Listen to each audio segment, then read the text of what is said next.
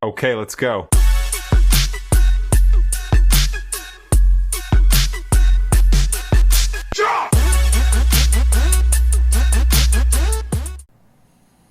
Então pronto, primeira parte da nossa aula passamos, foi discutindo um pouco sobre o desenvolvimento, as etapas do desenvolvimento, quais são os tipos de desenvolvimento, sobre planejamento também, sobre a implantação desses aplicativos em lojas e como é que funciona um pouquinho desse processo.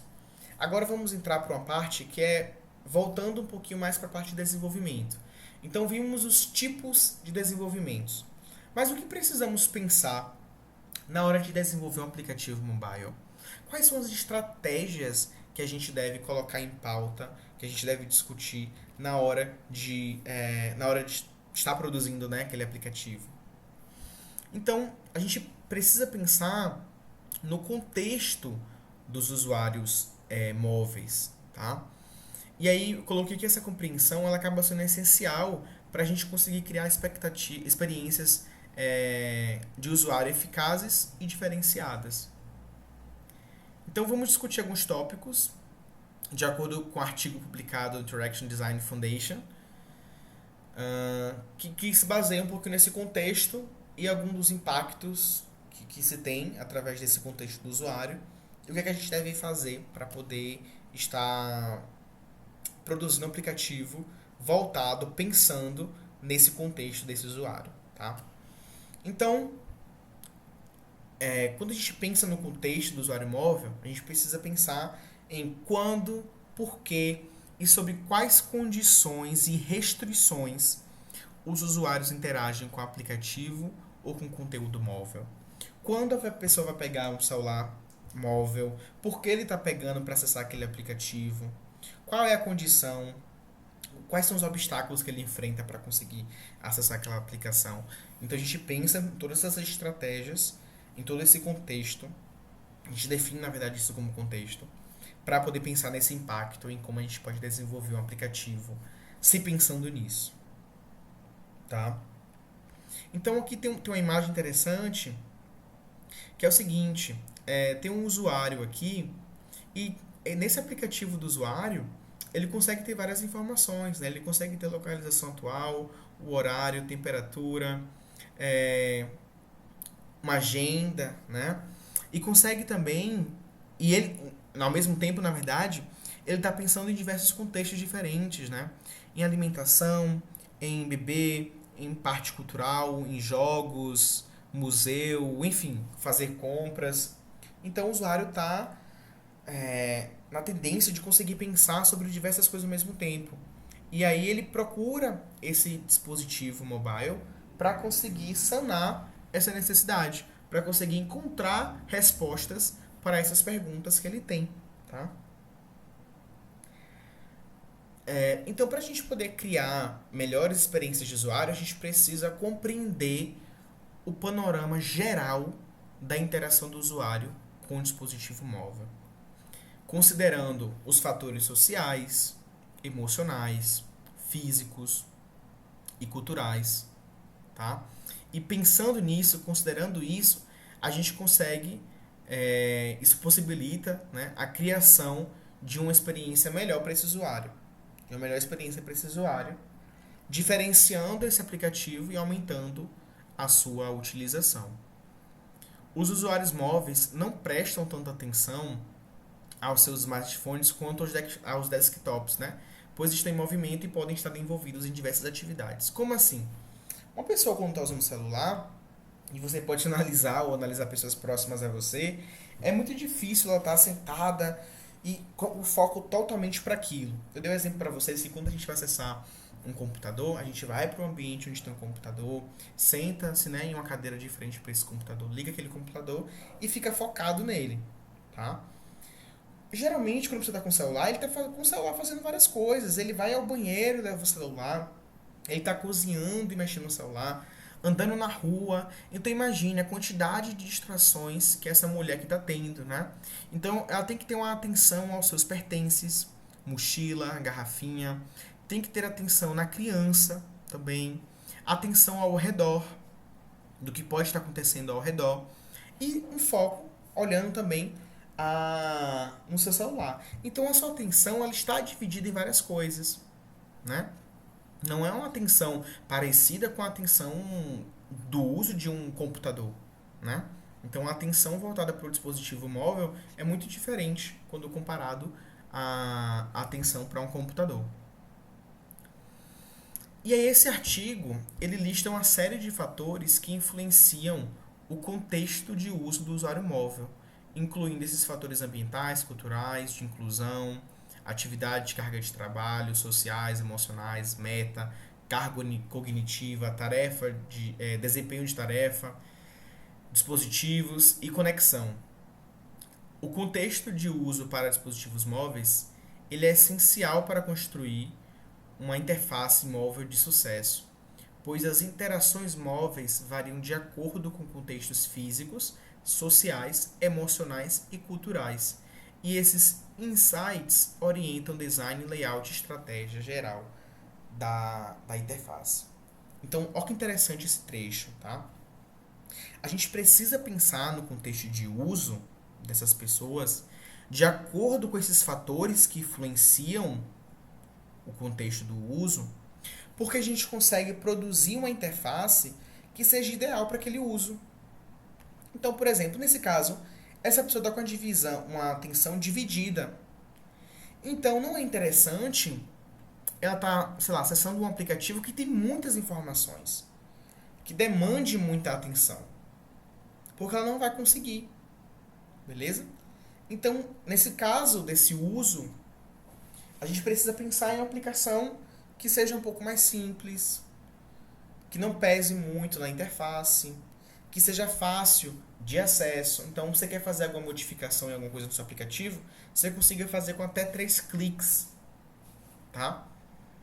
Então, a gente precisa pensar em desenvolver um aplicativo móvel, claro, pensando, né, em um aplicativo diferenciado, ou como as grandes empresas pensam, nessa produção de aplicativo, mas também pensando nesse contexto de uso. Beleza? E aí o artigo Design Sketch, o contexto da interação mobile, aborda a importância desse contexto de uso, tá? Na interação com o aplicativo.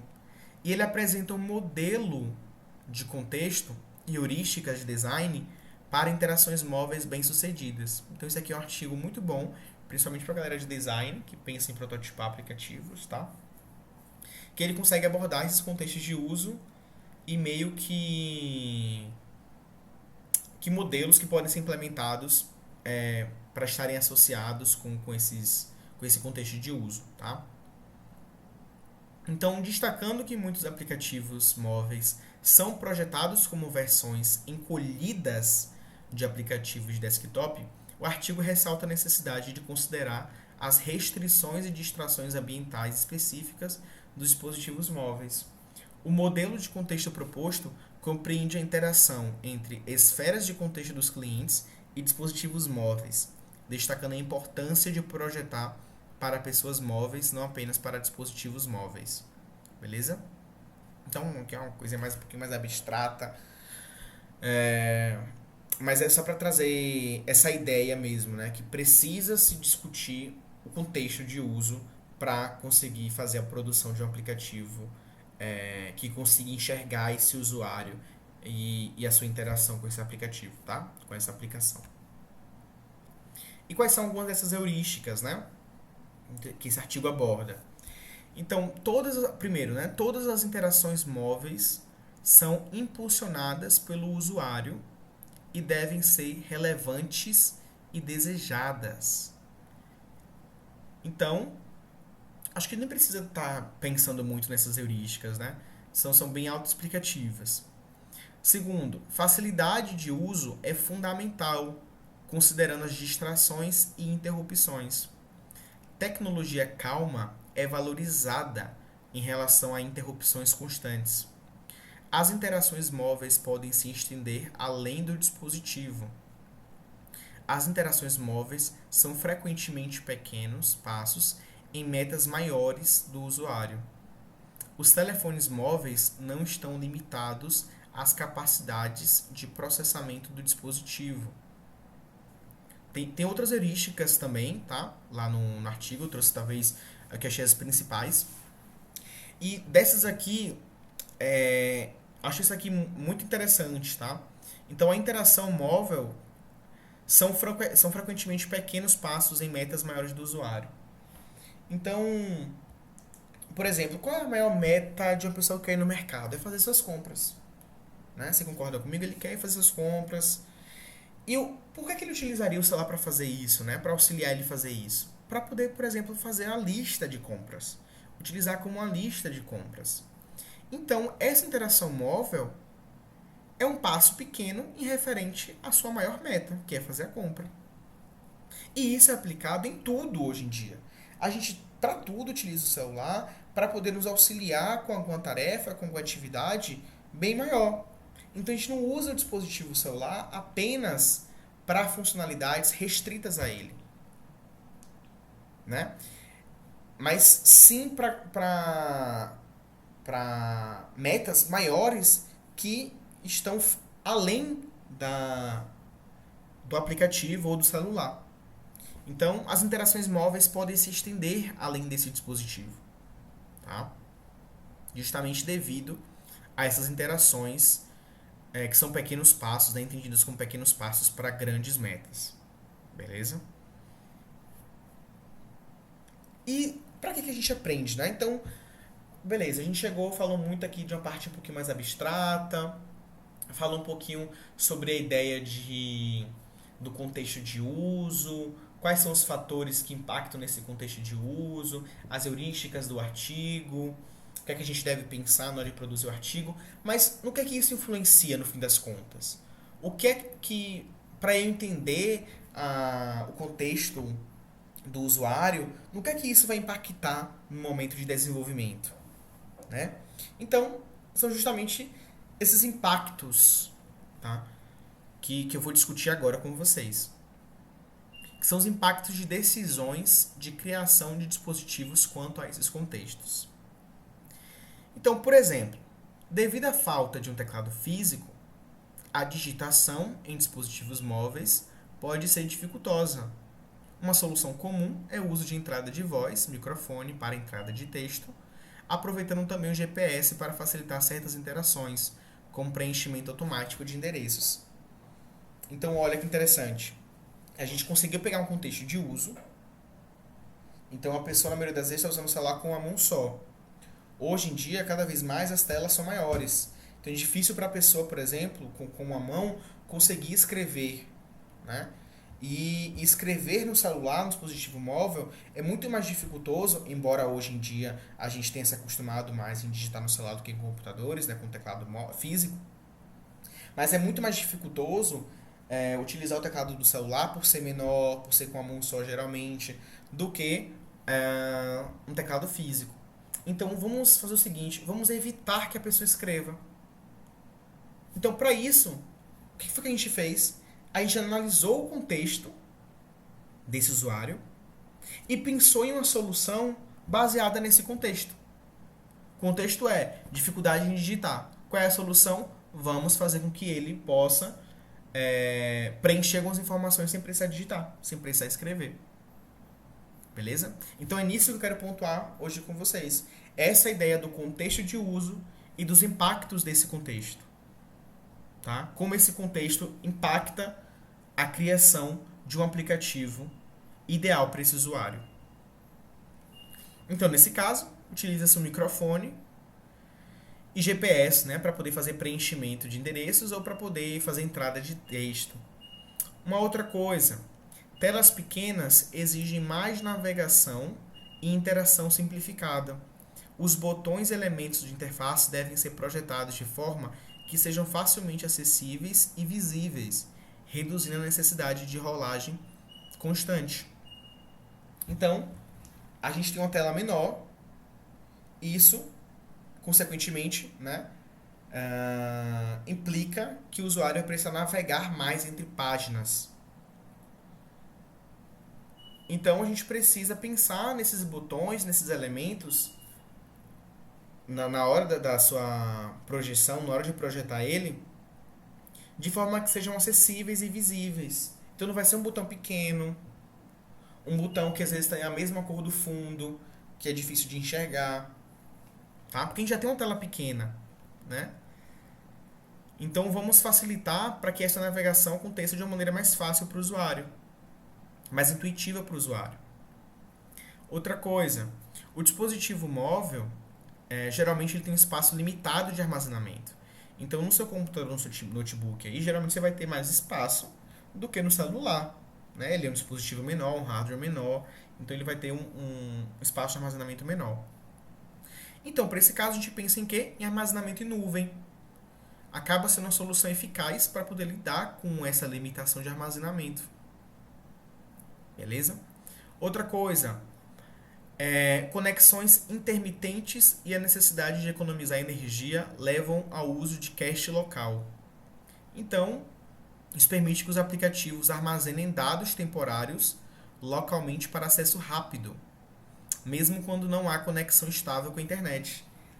Então, quando faz alguma requisição para alguma aplicação, por exemplo, algum servidor, essas informações, na maioria das vezes, são cacheadas, são salvas no dispositivo localmente. Porque se ele sair e for entrar de novo, aquela informação continua lá. Tá? Por exemplo, você está no seu Instagram. Se você desconecta da internet, sai e entra de novo, você vai conseguir acessar aquilo que ele carregou na última vez, né? Porque aquelas informações foram cacheadas localmente. Então, qual é o problema? Conexões intermitentes e necessidade de economizar energia.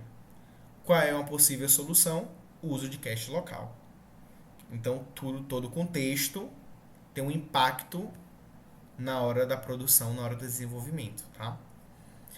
Com a atenção dividida dos usuários e a ergonomia variável de dispositivos móveis, é crucial criar interfaces intuitivas e fáceis de usar. Isso inclui o uso de layouts claros, botões grandes e disposição lógica de elementos. Então, mais uma vez, qual é o contexto, né? A atenção dividida, a gente já viu aquela imagem daquela moça, por exemplo, né? Então, qual é o possível impacto na hora da gente poder produzir esse aplicativo? O que é que a gente precisa pensar nesses momentos? Em um layout que seja claro, em botões que sejam grandes, pelo menos suficiente para a pessoa conseguir enxergar e clicar com facilidade, e uma disposição lógica de elementos. E quando a gente fala de disposição lógica de elementos, a gente também fala de contexto de outros aplicativos. Quando a gente desenvolve para um aplicativo mobile, é interessante a gente também utilizar aplicativos mobiles para a gente conseguir entender padrões, beleza? Porque se a pessoa, no aplicativo mobile, na maioria das vezes, ele tem uma barra de navegação inferior na parte de baixo, né? Ele tem aquela barrinha de navegação onde consegue mudar de página. É contraintuitivo você criar uma aplicação onde essa barra de navegação é na parte de cima.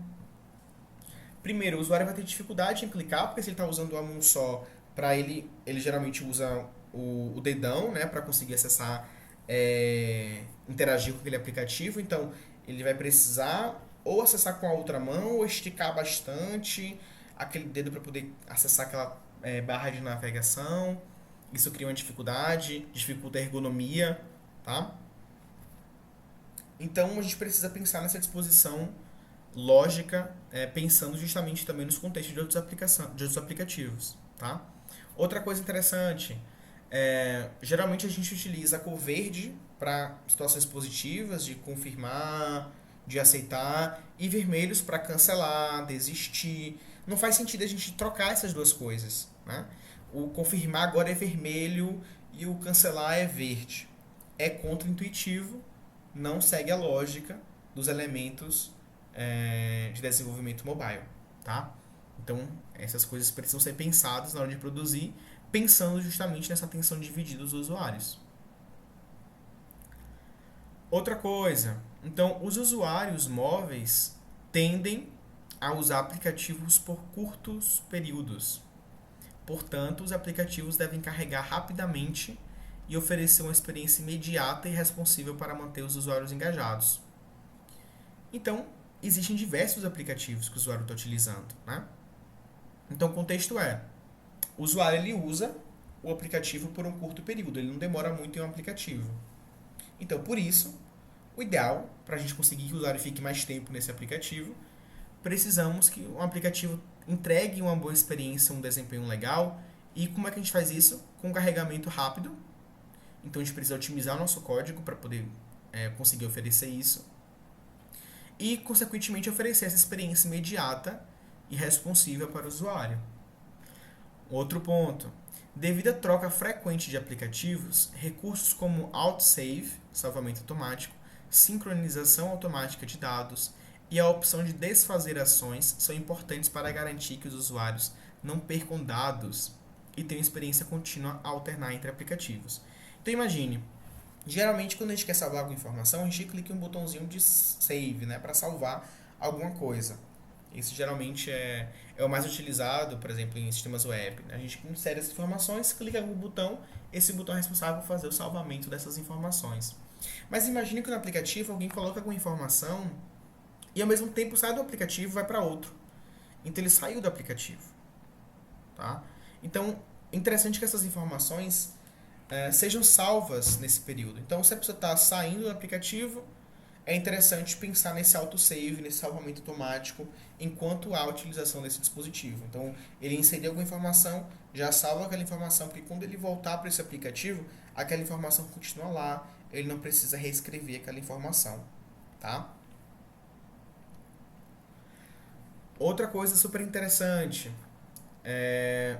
as cores desempenham um papel crucial no design de aplicativos, não apenas esteticamente, mas também na comunicação de informações e na influência sobre o comportamento do usuário. O uso correto das cores pode direcionar ações, transmitir emoções e criar uma identidade visual marcante para o aplicativo. Isso aqui foi proposital, né, para mostrar que não é interessante a gente fazer muita mudança, né, de cores. Então, perceba que todos os contextos têm algum impacto. E às vezes esse impacto pode ser muito relevante, tá?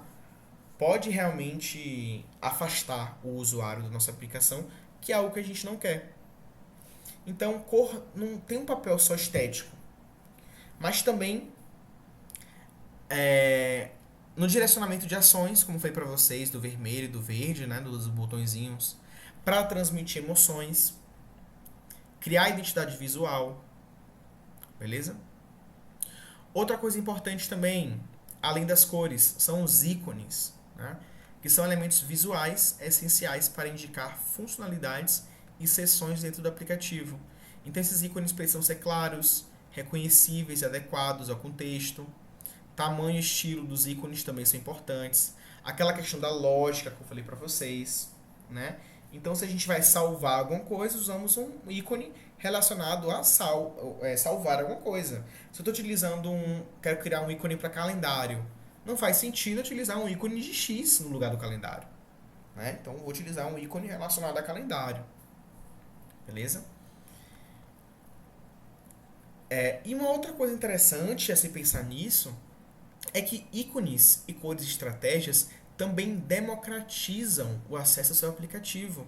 Então, pessoas com baixa visão ou analfabetas conseguem compreender melhor as funcionalidades e ações de sua aplicação. Então, se a gente tiver ícones bem posicionados, cores, né, que tragam essas ações, essas emoções e essa identidade visual, a gente consegue facilitar para esse tipo de usuário o uso da nossa aplicação, o uso do nosso aplicativo. Beleza? Por outro lado, textos também são importantes para ferramentas de leitura, como o Talkback, né? Para pessoas que não podem enxergar ou têm bastante dificuldade também com baixa visão. Tá? Então a gente tem esses dois lados da moeda que a gente precisa saber aproveitar bem. Outra coisa interessante, escolha adequada das fontes é crucial para garantir uma leitura confortável e uma navegação intuitiva no aplicativo. As fontes devem ser legíveis em tamanhos variados de tela e dispositivos móveis, mantendo um equilíbrio entre estilo e acessibilidade. Então perceba, uma fonte inadequada vai dificultar a leitura, tá? Ou não vai tornar ela confortável. Se eu quero algum texto que tenha destaque, coloco ele menor em um texto que não deveria ter destaque, não faz sentido, né? A pessoa vai dar destaque para aquele texto maior. Então precisamos pensar nesses tamanhos variados também desses textos dentro da nossa aplicação, tá? Então, mais uma vez perceba, todos aqueles contextos do usuário estão influenciando na forma com que a gente desenvolve essas aplicações. E isso é extremamente importante na hora de produzir um aplicativo, tá? Fazer com que ele converse melhor esse aplicativo com o nosso usuário. Uma outra coisa interessante também é utilizar os padrões de interação. E a gente tem alguns padrões de interação familiares, né, para o usuário, como arrastar, clicar, rolar, selecionar. E isso deve seguir convenções conhecidas para garantir uma experiência fluida e intuitiva. Então, se o usuário ele, sei lá, arrasta alguma coisa, às vezes dá um zoom, não é tão intuitivo para aquele usuário, né? O intuitivo para o usuário é usar o gesto de interação de pinça, né? Para dar zoom. Aí, afastando ou juntando essa pinça, ele consegue manipular aí a questão do zoom. Arrastar, geralmente a gente quer pegar um ícone ou algum elemento e arrastar para um outro ambiente, para um outro local, né? Para uma outra posição. Clicar, a gente está selecionando e executando possivelmente alguma função que aquele botão está relacionado, né? Rolar, a gente está falando sobre conseguir aumentar a navegação da nossa página, né? Então a gente consegue, ou entre páginas também. Se eu rolo para o lado, eu consigo mudar de página, para cima e para baixo, eu consigo acessar informações daquela página que não estão visíveis devido ao tamanho da tela. Então existem algumas convenções que são utilizadas e é interessante utilizar esses padrões também, tá? Tudo isso para a gente poder conseguir garantir essa experiência fluida e intuitiva com o usuário. Então, tem a regra dos 3 cliques também, né, que eu até comentei na aula de hoje. Então, reduzir o número de cliques necessários para realizar tarefas dentro do aplicativo é essencial para proporcionar uma experiência eficaz, eficiente e rápida, na verdade, né? E aí existe uma regrinha de 3 cliques, que é o bom guia para manter a navegação simples e direta.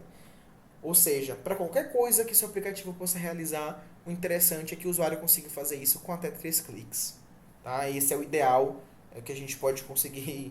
É interessante a gente conseguir fazer, tá? Para facilitar realmente com que o usuário consiga mexer em diversas funcionalidades com poucos cliques. Outra coisa interessante, o destaque e posicionamento dos botões de ação devem levar em consideração a facilidade de uso com a mão, especialmente para usuários destros.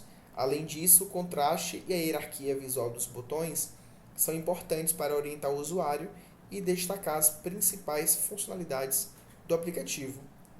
Então, se eu tenho botões, por exemplo, na barra de navegação, né? Tem alguns botõezinhos ali que direcionam para as páginas. Se eu tenho um ícone que está de calendário, isso já está relacionado com algum evento, né? Ou com literalmente um calendário. Então, existe uma associação, beleza? Então, a gente precisa pensar nesse posicionamento de botões de uma maneira estratégica para o uso de uma mão, para que o usuário consiga já imaginar o que vai acontecer quando ele clicar naquele botão. Então, se eu tenho um botão com um ícone de engrenagem, isso já direciona para a mente do usuário que ali é um ambiente de configuração daquela aplicação, né? Vamos agora para os últimos, né? 3 impactos aí que eu pontuei e trouxe para a aula de hoje. Então, o menu de um aplicativo ele desempenha um papel crucial na organização e usabilidade do mesmo. Sua função principal é tornar a navegação dentro do aplicativo mais intuitiva e eficiente para os usuários. Um menu bem elaborado apresenta as informações mais relevantes de forma clara e acessível. Incluir animações e transições também pode trazer um aspecto mais refinado e dinâmico para o aplicativo, deixando a interação mais fluida e agradável. E também existe assim, diversos outros impactos que a gente consegue perceber apenas quando a gente utiliza com o aplicativo. E essa é a parte que nos tranquiliza um pouco. Também somos usuários, desenvolvedores de aplicativos móveis, também são usuários desses aplicativos móveis. Então a gente consegue ver esses padrões que são utilizados e se inspirar neles nesse contexto na hora da produção de nossos aplicativos, tá? Pensando justamente nesse contexto de uso do usuário. E quais são alguns dos desafios, né, no desenvolvimento mobile? Último tópico da nossa aula de hoje. Então também trouxe alguns challenges, alguns desafios de um artigo, tá? E a gente vai comentar algum desses 10. Então, primeiro é o gerenciamento de estado. Então, o gerenciamento de estado, ele lida com transições, tá? E eventos de ciclo de vida do aplicativo, como pausas, passagens para segundo plano, retomadas. Eventos assíncronos podem corromper o estado do aplicativo, levando a bugs inesperados. A programação reativa, que mantém o estado o mais imutável possível, é uma abordagem comum para poder mitigar esses problemas. E a gente vai ter uma aula só para falar de gerenciamento de estado com Flutter, tá? Então eu vou deixar para detalhar um pouquinho mais disso aqui na nossa aula que a gente for ter sobre isso. Um outro probleminha, um outro desafio é a dificuldade de reverter erros. Então, aplicativos móveis são distribuídos como binários. Então, depois que um bug é lançado, os usuários ficam presos até uma nova versão ser lançada e instalada, né? O usuário conseguir atualizar aquela nova versão. E aí, essas atualizações elas não podem ser feitas instantaneamente, especialmente no iOS, onde as revisões manuais podem atrasar essas correções, tá? Longa duração das versões antigas do aplicativo. Então, versões antigas permanecem em uso por anos, especialmente se os usuários desativarem as atualizações automáticas ou estiverem bloqueados em dispositivos antigos. Mudanças no back-end podem quebrar essas versões antigas e testes de atualização podem ser dispendiosos e difíceis de automatizar. Notificação push de background. Então, as notificações push são importantes para poder fazer comunicação, né? Mas são complicadas de configurar e operar. Tokens precisam ser gerados e armazenados no back-end. Os usuários podem optar ou não por receber essas notificações. Notificações de background ajudam na sincronização de dados, mas introduzem problemas de entrega e ordem de mensagens. Falhas também acontecem, né? E dependendo da aplicação, acaba tendo um alto impacto nos negócios. Então precisa ter uma rastreabilidade e debugabilidade nessas aplicações, tá? São cruciais. Solução de relatório de falhas, como Crashlytics, Bugsnag, Sentry são comuns, mas reproduzir falhas específicas pode ser difícil, especialmente no Android, onde há uma grande variedade de dispositivos, né? Então, a gente tem muitos dispositivos no Android, tem muitas possibilidades de falhas de ocorrerem. A gente tenta mitigar isso com alguns serviços, né? Mas embora esses serviços auxiliem a gente a identificar esses probleminhas, a gente ainda tem bastante dificuldade devido a essa variedade de aplicações, né? Então acaba sendo um pouquinho mais difícil a gente rastrear essas falhas, esses problemas. Suporte offline também. Então, os aplicativos móveis devem ser utilizáveis offline, o que adiciona complexidade na persistência de estado e sincronização de dados. Estratégias de sincronização e tratamento de conexões lentas ou offline são essenciais, assim como a manipulação segura de chaves de idempotência para evitar duplicações. Então, como o dispositivo pode ficar offline, né, como é que a gente faz para poder sincronizar depois que ele volta, né, essas informações? Então, existem algumas estratégias que são utilizadas para esse processo. Acessibilidade. Então, a acessibilidade é crucial para aplicativos populares. Isso acaba sendo um desafio na hora de produzir, né? Para algumas situações, traz até um risco legal mesmo, tá? Se não tiver implementado corretamente. Então, deve-se garantir que elementos de interface sejam acessíveis a todos os usuários, respeitando preferências de acessibilidade, como tamanhos de fonte. Implementar acessibilidade desde o início é mais eficiente do que adaptar depois. E a 10ª, que é pontuado, e nossa última, é a fragmentação de dispositivos e sistemas operacionais. Então, o Android ele é afetado pela diversidade de dispositivos e bugs relacionados ao hardware. O iOS ele enfrenta menos fragmentação de dispositivos, mas mudanças frequentes nas APIs exigem adaptação constante.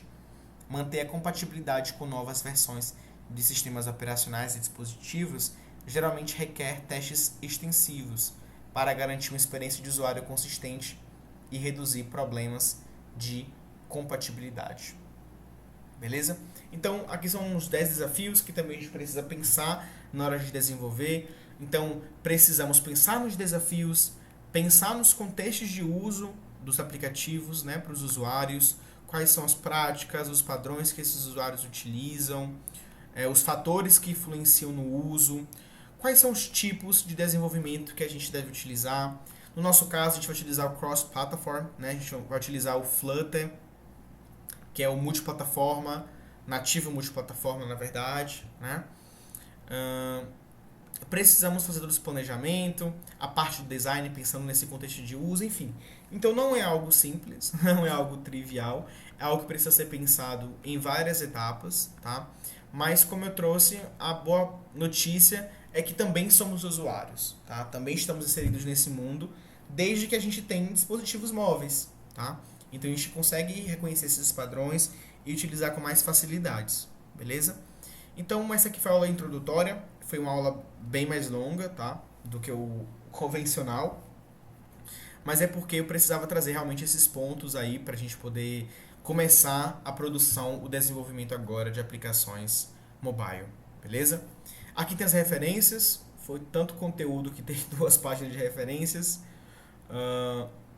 Dei uma lida, né, em algumas dessas referências, são interessantes, nessas bibliografias. E é isso. Até a próxima aula para a gente poder discutir um pouquinho mais agora sobre Flutter e sobre o Dart em si. Valeu e tchau, tchau.